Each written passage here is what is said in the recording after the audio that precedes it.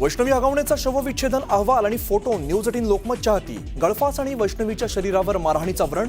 वैष्णवीचा मृत्यू मारहाणीमुळे झाल्याचा अंदाज। पाक हायकमिशनच्या संपर्कात असल्याची युट्यूबर ज्योती मल्होत्राची कबुली। चॅनलचे लाईक वाढवण्यासाठी हेरगिरीच्या जाळ्यात अडकल्याची कबुली। पाकिस्तानच्या सिंधमध्ये गृहमंत्र्यांच्या घरावर हल्ला। आंदोलनकर्त्यांनी गृहमंत्र्यांचं घर जाळलं।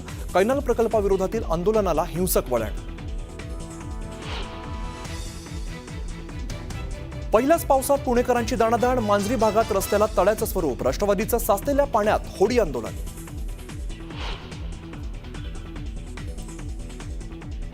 बोगस बियाणांना चाप बसवण्यासाठी मुख्यमंत्र्यांचा मोठा निर्णय। जिल्हाधिकाऱ्यांनी लिंकिंगबाबत कडक निर्देश द्यावेत। कंपनी सक्ती करत असेल तर कंपनीवरही कठोर कारवाई।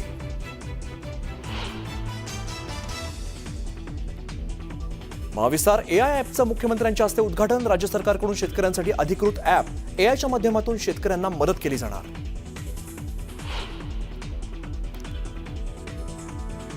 गणपतीत कोकणात जाणाऱ्या चाकरमान्यांसाठी खुशखबर। गणेशोत्सवात करता येणार आता समुद्रमार्गे प्रवास। मत्स्य आणि बंदरे विकास मंत्री नितेश राणे यांचा पुढाकार।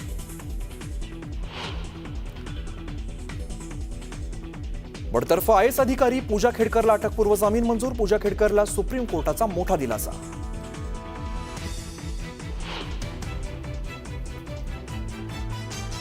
छत्तीसगडमध्ये माओवाद्यांविरोधात मोठी कारवाई। कारवाईत 27 माओवाद्यांचा खात्मा तर 6 कोटीचं बक्षीस असलेला माओवादी बसव राजूही ठार असल्याची माहिती। गृहमंत्री अमित शहांकडून कारवाईबाबत कौतुक।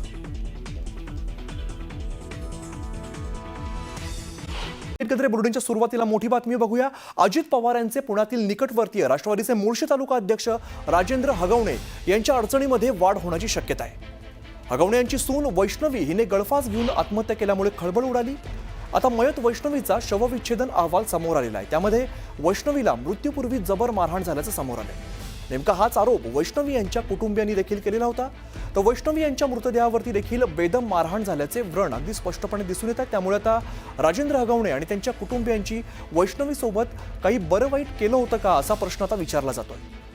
पोलिसांना आता या प्रकरणाचा मारहाणीच्या दृष्टीने सुद्धा तपास करावा लागणार आहे आणि या प्रकरणी पती, सासू आणि नणंदेला अटक झालेली आहे। दरम्यान सासरे आणि दीर हे सध्या फरार आहेत। दरम्यान एकीकडे आरोपींचा शोध सुरू असताना दुसरीकडे पोलीस राजेंद्र हगवणे यांच्या घरी पोहोचलेले आहेत।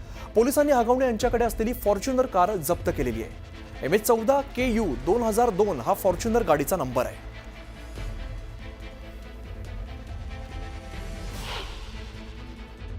20 वर्षात तिला कधी हाताला एका बोटाने हे केलं नाही। पण आज तिचे मी ज्या दिवशी डेड बॉडी पाहिली तर तिला खालून वर अशी एक जागा ठेवली नव्हती की तिचं काळी निळी करून टाकली होती तिला। मला लग्न हे करताना माझ्याकडे 51 तोळ्याची मागणी केली।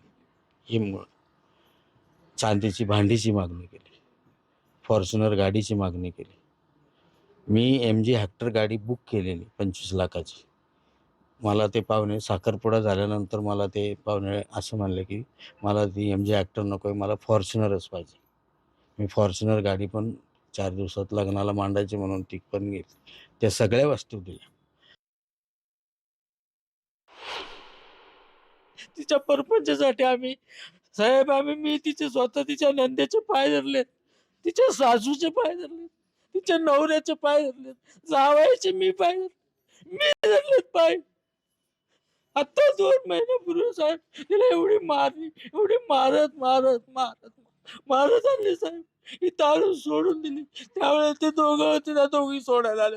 दोघींच्या बघा या कोपऱ्यात मी पाय धरले। माझ्या मुलीचं अवघड आहे, अल्लड आहे, 20-21 वर्षाची काय होती सर। मी त्यांचे पाय धरून माफी मागत होतो। दादा 1 तास लग्नाला थांबले होते आणि ज्या वेळेस लग्न लागायचे त्यांना आशीर्वाद द्यायला आले दादा, त्यावेळी दादा स्वतः म्हणले होते की राजा भाऊंको बोट करून यांनी मागितली का तुम्ही दिली गाडी फॉर्च्युनर गाडी यांनी मागितली का तुम्ही दिली, हे दादांचं वाक्य त्यावेळेस।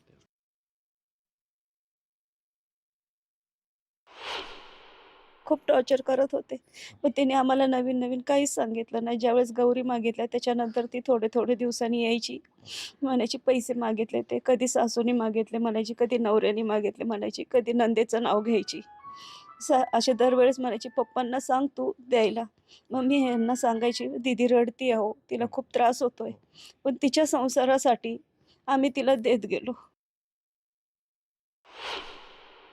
अजितदादांना एवढंच म्हणणं आहे की तुम्ही लवकरात लवकर कठोरात कठोर शिक्षा या सगळ्या आरोपींना द्या. म्हणजे त्या एकट्याला नाही, त्या सगळ्या घराला. आणि असा न्याय या मुलीला मिळाला पाहिजे की परत कोणी अशी कोणालाच ही वेळ यायला नाही पाहिजे. जरी तो नेता असला, काही असला, तरी तुम्ही त्याची पाठराखण करता उपयोगी नाहीये.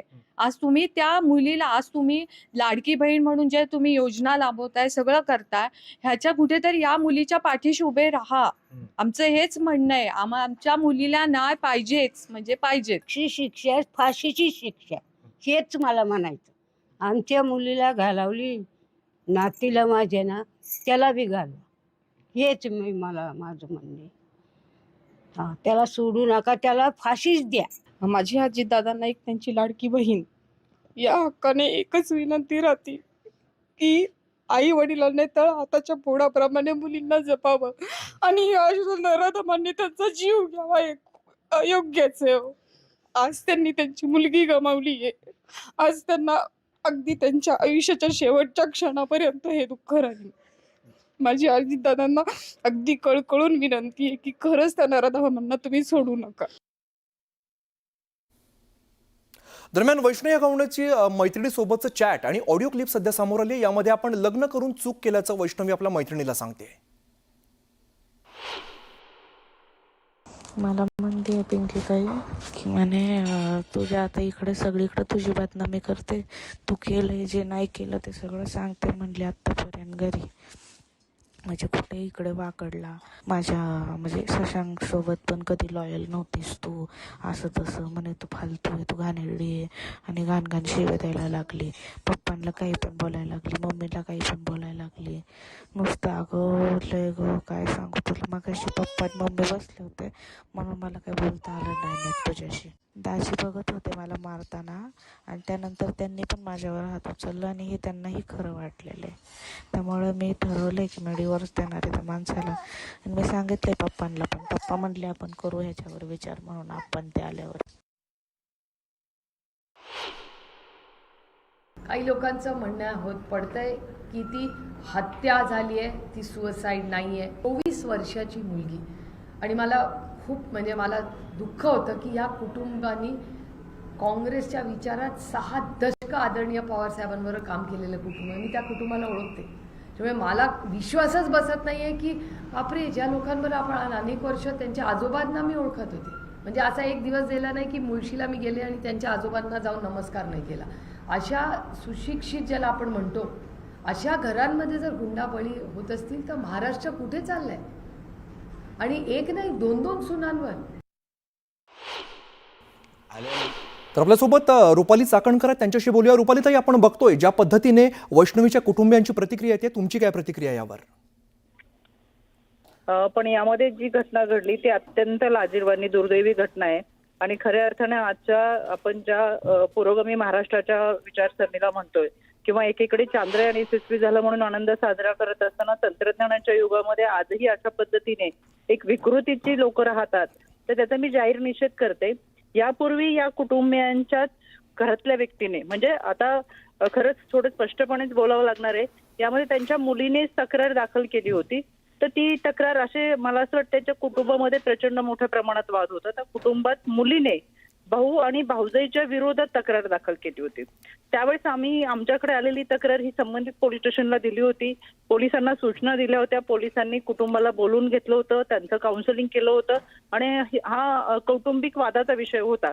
तर त्याच्यामध्ये आपण सामोपचाराने जातो, म्हणजे समुपदेशन होणं फार गरजेचं असतं. त्याच्यामुळे आपण याच्यामध्ये काउन्सिलिंग करतो आणि हा कुटुंबातला वाद मिटावा यासाठी त्या पद्धतीचा प्रयत्न आयोगाच्या माध्यमातून झाला आणि त्यावेळेस पोलिसांनी देखील काउन्सिलिंग करून हा वाद मिटवला होता. त्याच्यानंतर आमच्याकडे कोणतीही तक्रार आली नव्हती.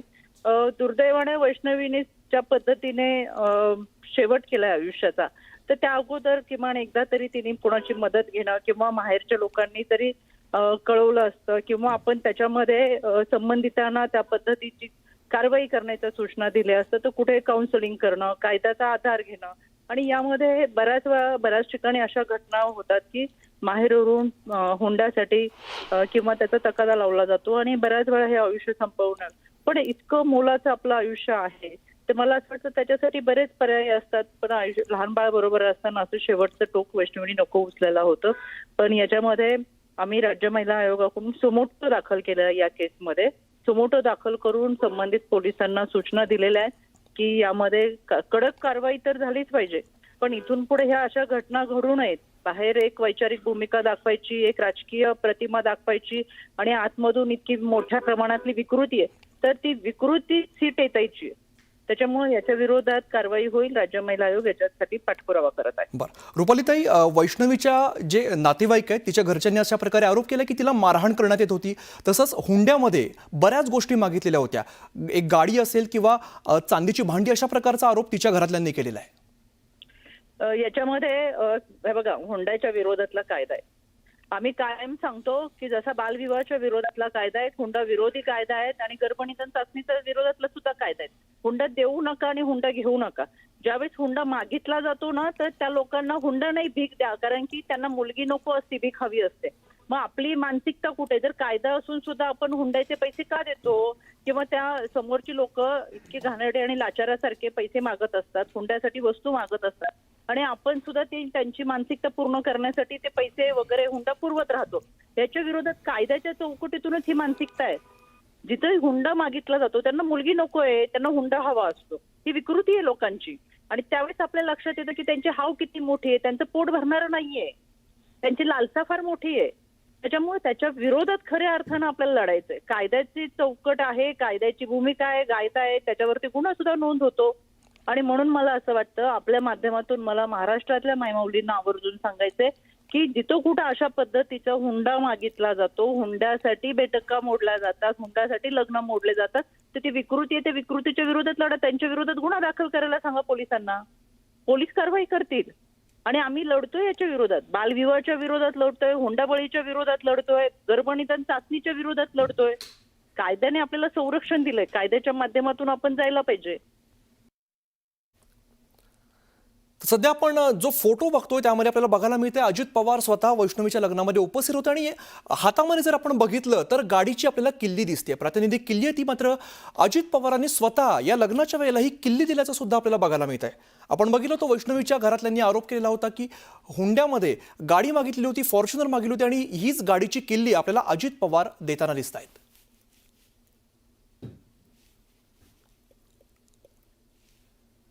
तर गोविंद वाकडे आमचे प्रतिनिधी आधीची माहिती देत आहेत. गोविंद, आपण बघतोय खरं तर अजित पवार आपल्याला फोटोमध्ये बघायला मिळतात आणि हातामध्ये किल्ली सुद्धा दिसते. अर्थातच या सगळ्या प्रकरणामध्ये जेव्हा 28 एप्रिल 2023 वैष्णवीचा विवाह सोहळा पार पडला, त्या विवाह सोहळ्याला राजकीय नेत्यांची उपस्थिती होते आणि अर्थातच राजेंद्र आगवणे हे अजित पवारांचे निकटवर्ती असल्यामुळे ते देखील स्वतः आले होते. सगळ्यात महत्वाची बाब म्हणजे या गाडीची किल्ली जेव्हा अजित पवारांनी दिली तेव्हा त्यांनी विचारलं होतं की ही गाडी हुंड्यात घेतली का. त्यामुळे अजित पवारांनी त्याच वेळेस संवेदनशीलपणा खरं तर दाखवला होता असं वैष्णवीच्या आईवडिलांचं म्हणणं आहे. मात्र त्यानंतरही वैष्णवीच्या सासरच्यांनी वेळोवेळा वैष्णवीचा छळ केला. केवळ फॉर्च्युनर गाडीच नाही तर 51 तोळे सोनं, 7 किलो वजनाची चांदी, एक गाडी, 1.5 लाखाचं महागडं घड्याळ, याशिवाय लग्न समारंभ जो अतिशय महागड्या वेडिंग डेस्टिनेशनला करण्यात आला, हे सगळं करण्यास त्यांनी भाग पाडलं. आणि त्यानंतरही 2 कोटी रुपये जमीन घेण्यासाठी 2 कोटी रुपयाची ते सातत्याने मागील काही महिन्यांपासून मागणी करत होते. आणि या सगळ्यामध्ये ते वैष्णवीचा शारीरिक मानसिक छळ करायचे अतिशय गंभीर आरोप अशा पद्धतीने झालेले आहेत. खरं तर घटनेला 6 दिवस होत आहेत, मात्र राजेंद्र आगवणे अजूनही पोलिसांना मिळू शकलेले नाही याचंही आश्चर्य व्यक्त केलं जाते. दुसरीकडे जर बघितलं तर आता या प्रकरणामध्ये जे अटक आहेत म्हणजे मयत वैष्णवीचा पती शशांक आगवणे, त्याची बहीण करिश्मा आगवणे आणि सासू जी आहे लता हगवणे या तिघांनाही दुसऱ्यांदा पोलीस कस्टडीत घेण्यात आले आणि न्यायालयाने पुढचे 6 दिवस त्यांना पोलीस कोठडी सुनावली आहे. खरं तर याआधी जेव्हा पोलीस कस्टडी मागितली होती ती तपासासाठी मागितली होती. मात्र आता ज्या बाबी पुढे आलेल्या आहेत त्यामध्ये वैष्णवीला ती मृत्यू होण्यापूर्वी झालेली मारहाण आणि जे 2 आरोपी फरार आहेत म्हणजे राजेंद्र हगवणे हे कुठे असतील याची चौकशी करण्यासाठी पोलिसांनी जी आहे ती पोलीस कस्टडीमध्ये वाढ करण्याची मागणी केली आणि न्यायालयाने हे पोलीस कस्टडी वाढवून दिलेली आहे. त्यामुळे नक्कीच पोलीस जे आहे ते गांभीर्याने या सगळ्या प्रकरणाचा तपास करताना दिसते. मात्र सगळ्यात महत्वाची बाब म्हणजे पोलिसांना जेव्हा वैष्णवीच्या मृतदेहावरच मारहाणीचे व्रण दिसले होते, खुणा दिसल्या होत्या, त्याच वेळेस त्यांनी राजेंद्र हगवणेला का अटक केली नाही? पोलिसांवर काही राजकीय दबाव आहे का? कारण की अशा पद्धतीचा आरोप वैष्णवीचे आई वडील करता आहेत की ते एका मोठ्या पक्षाचे मुळशी तालुक्याचे पदाधिकारी आहेत आणि त्यांना पाठीशी घातलं जातंय का? त्यामुळे पोलिसांना त्या दिशेने आता तपास ची वेग जो आहे तो वाढवावा लागणार आहे. बावधन पोलिसांनी या प्रकरणी गुन्हे दाखल केलेले आहेत. अधिकचे कलमही ते दाखल करतायत. मात्र 6 दिवस उलटून गेले तरीही 2 जे आरोपी आहेत राजेंद्र हगवणे आणि त्यांचा मोठा निश्चित गोविंद, धन्यवाद या सगळ्या सविस्तर माहितीसाठी. दरम्यान वैष्णवी हगवणेच्या वडिलांनी जी माहिती दिली ती आपण सध्या बघतोय. आपण फोटोमध्ये बघतो की अजित पवार आपल्याला फोटोमध्ये बघायला मिळतात आणि लग्नात अजितदादांच्या हस्तेच या कारची चावी सुद्धा दिली होती. जसं वैष्णवीच्या वडिलांनी सांगितलं की कार मागितली होती. दरम्यान कार मागितली की त्यांनी दिली असं अजितदादांनी खोचकपणे विचारलेलं होतं असं सुद्धा वैष्णवीच्या वडिलांनी सांगितलेलं आहे. दरम्यान या संदर्भातच वैष्णवीचे वडील काय म्हणतात आपण बघूया. दादा 1 तास लग्नाला थांबले होते आणि ज्या वेळेस लग्न लागायचे त्यांना आशीर्वाद द्यायला आले दादा, त्यावेळेस दादा स्वतः म्हणले होते की राजाभाऊंको बोट करून यांनी मागितली का तुम्ही दिली? गाडी फॉर्च्युनर गाडी यांनी मागितली का तुम्ही दिली? हे दादांचं वाक्य त्यावेळेस. पुढची महत्त्वाची बातमी बघूया.